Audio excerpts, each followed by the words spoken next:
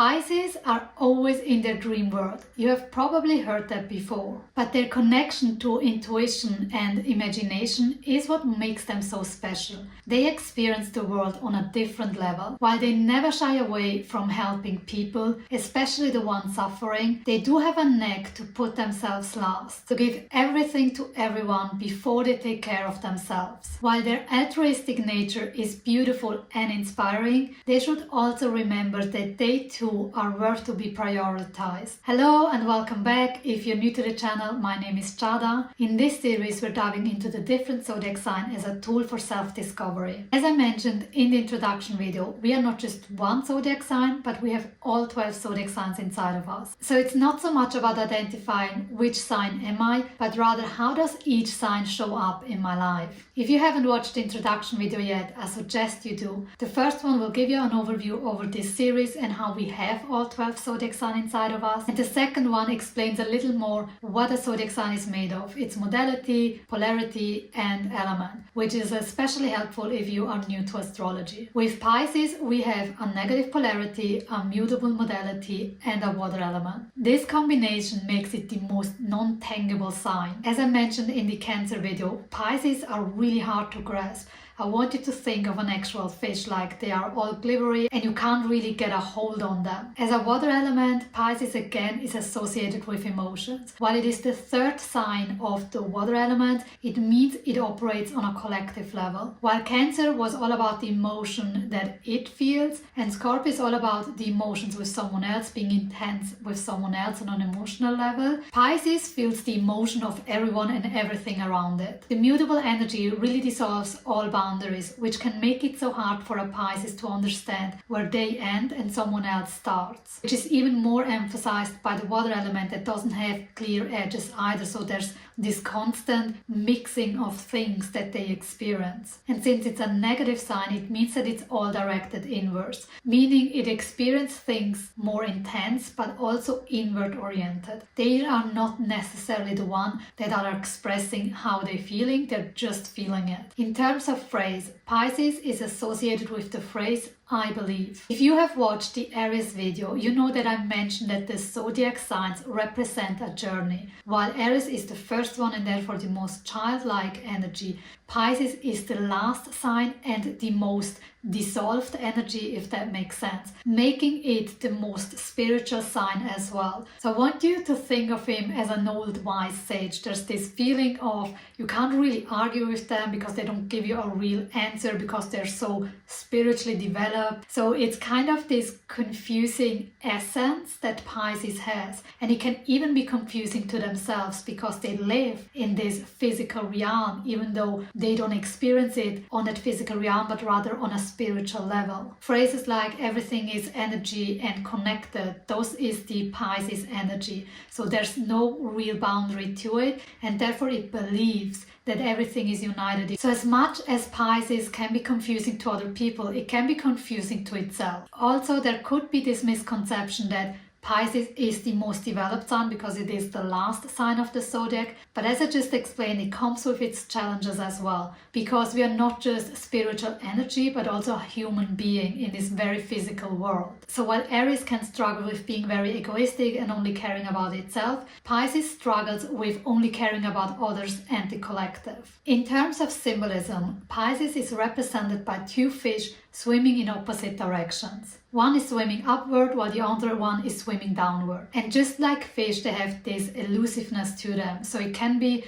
that you look into the water and you think you see something but you're not sure. And as previously mentioned, it's the same with the Pisces energy. It's really hard to grasp.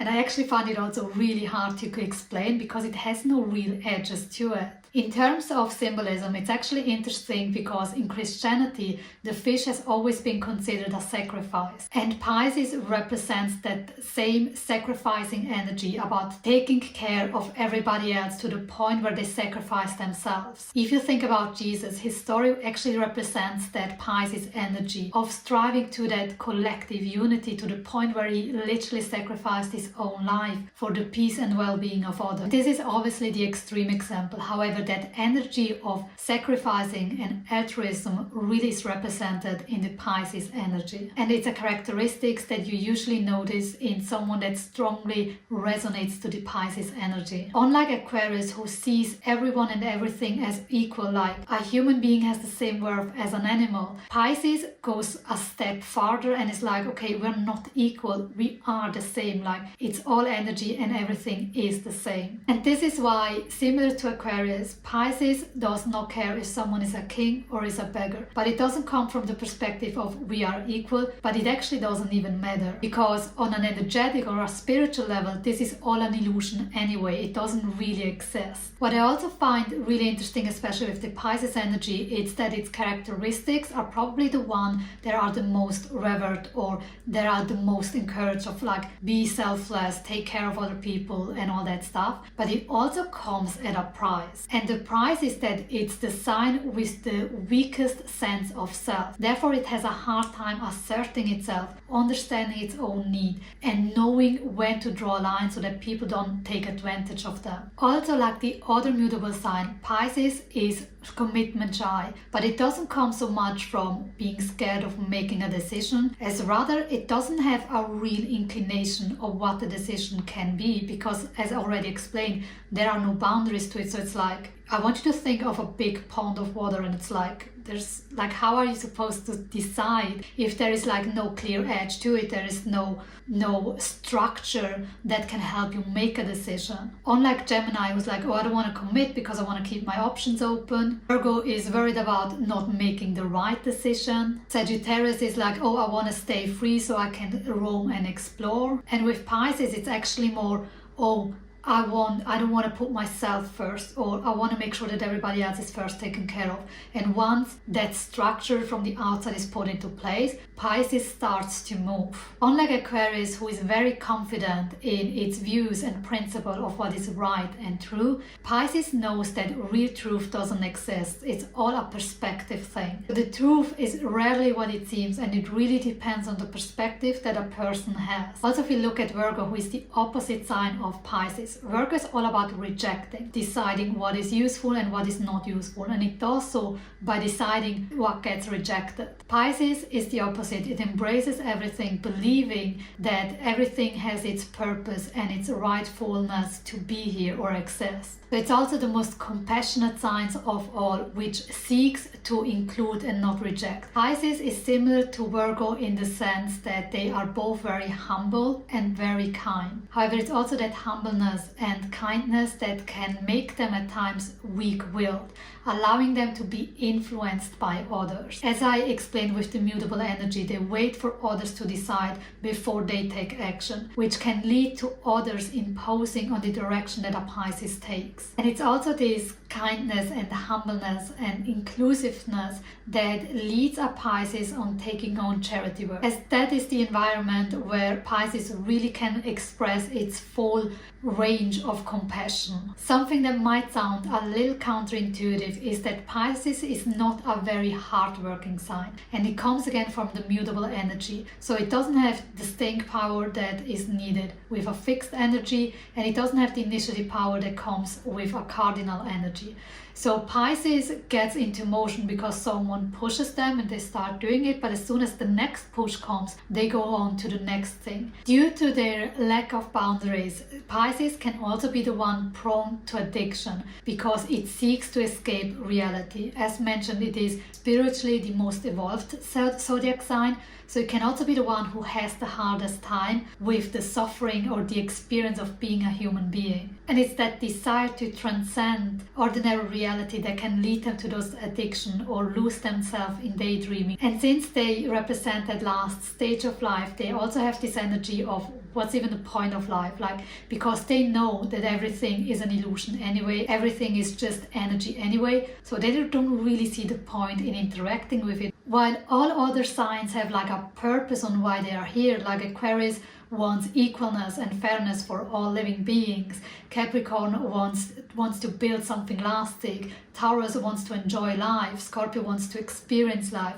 So all zodiac signs have that reason to be on Earth, while Pisces doesn't really have that because it knows there is no point behind it. Like they know that the answer, what's the purpose of life, doesn't really have an answer. So they also do have a tendency to come up with those philosophical questions like what's the purpose of life, or do fairies even exist? Or arguments like, well, who are we to know? We don't know what we don't know. So it really challenges our mindset beyond what can be perceived. On one side, it makes them very open-minded and inclusive, but on the other side, it makes them very gullible, where they easily believe some made-up stories. This is also why Pisces is the most artistic sign. Like every sign expresses creativity in its own way, but in terms of creating new worlds or diving into fantasies and coming up with those beautiful stories that enchant us, that really is a Pisces energy. If you think of the movie Avatar, it's Pisces energy at its finest. Avatar is this magical place, everything is connected through energy. So when you think of Pisces and you think of Avatar, you have a really good grasp on what this energy is about. Therefore, Pisces is compassionate, intuitive, spiritual, and imaginative. As usual, I don't want you to categorize those into good or bad, for any negative trait has its benefits as much as every positive trait has its challenges. For example, compassion can really allow us to connect to others on a deep level. However, too much of it and we lose any sense of self. So think of all the characteristics you have heard throughout the video, and I want you to see the benefit and the challenge of each characteristic. With Pisces, I want you to think a little different than with the other signs. Usually I told you to look at the characteristics that you might be demonizing yourself. However, with Pisces, there can be the opposite tendency, where we lose ourselves too much in some of those characteristics and don't take proper care of ourselves anymore. So I want you to think of maybe traits where you lose your sense of self a little too much, or where you feel like you need to first take care of others before you can take care of yourself. And that it's totally okay to cut back on that a little bit and take proper care of yourself. In terms of personal example, I do find the Pisces energy to be a very challenging one. Primarily because I feel there are like two very strong energies opposing inside of me. Like I have a very strong sense of self and I like to take care of myself and prioritize myself. However, I often feel guilty for doing so, because there can be the challenge in both sides that we become extremely selfish or extremely selfless, and neither of it is healthy. And this is not necessarily just in relationships. It can also be with work, where you disregard your own sense of self or your own needs in favor of work because you feel like you have to take care of it. So now I want you to reflect for yourself. Where and how does the Pisces energy show up in your life, and how does it benefit you and how does it challenge you? Which area of your life do you tend to escape because you don't want to face reality? Where do you have a tendency to just follow along and allow other people to color your opinion? Also, where do you yearn for this otherworldly experience? This could be in forms of movie, books, like what kind of otherworldly experience do you seek? It doesn't always have to be fantasy. It can also be like a different time period. But also, where are you the most compassionate, where you really feel for people and you really feel their pain and want to take care of them? If you have watched it chronologically, it means that this is the last video. I really hope you enjoyed this series as much as I did making it. I really hope that it helped you in some sort of way and you discovered something new about yourself or even other people's, and you are now able to understand them better, and as a consequence are able to improve your life in some sort of way. And if you have not watched them chronologically, make sure to check out the other zodiac sign videos as well. Otherwise, this is it for this video. Thank you so much for watching and I see you in the next one.